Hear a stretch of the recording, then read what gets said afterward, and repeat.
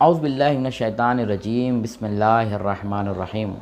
ویسے تو اکثر زیارت عاشوراء کے حوالے سے بہت ساری ویڈیوز انٹرنیٹ پر موجود ہیں جو زیارت عاشوراء کی اہمیت، فوائد اور اس سے جو برکات اور اثرات آتے ہیں وہ اہمیت کو بیان کرتی ہیں۔ لیکن زیارت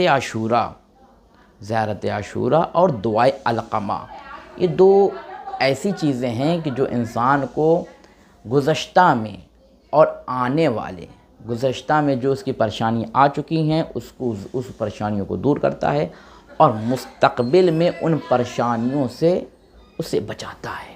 کون؟ زیارت عاشوراء اور دعائے علقمہ۔ اب علقمہ ابن محمد کہتے ہیں کہ امام محمد باقر علیہ السلام سے نقل کیا گیا، جو امام فرماتے ہیں جو شخص زیارت عاشوراء پڑھے اور اس کے بعد 2 رکعت نماز ادا کرے، یعنی 2 رکعت نماز زیارت امام حسین علیہ السلام کی نیت سے پڑھے تو پروردگار عالم اس مومن کے 10 لاکھ گناہ کو معاف کر دیتا ہے۔ دیکھیے اتنی اہمیت، اللہ اکبر!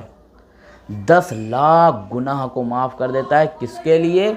جو زیارت عاشوراء پڑھنے کے بعد 2 رکعت نماز پڑھے، زیارت امام حسین پڑھے۔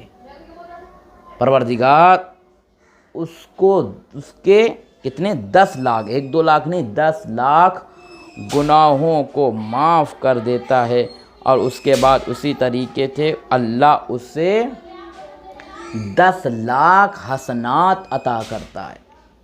یعنی گناہ تو معاف ہو جاتے ہیں، اس کے بعد اللہ تبارک و تعالیٰ 10 لاکھ حسنات، نیکیاں اس کے لیے لکھ دی جاتی ہیں جو زیارت عاشوراء پڑھتا ہے۔ یہ اہمیت کس کے لیے؟ عام لوگوں کے لیے نہیں، صرف اس کے لیے جو زیارت عاشوراء کا پابند ہے، زیارت عاشوراء کو پڑھتا ہے، اللہ اس کے لیے 10 لاکھ حسنات، نیکیوں کو لکھتا ہے۔ اور پھر امام محمد باقر فرماتے ہیں کہ اس کا مقام کیا ہے؟ زیارت عاشوراء پڑھنے والے کا مقام کیا ہے؟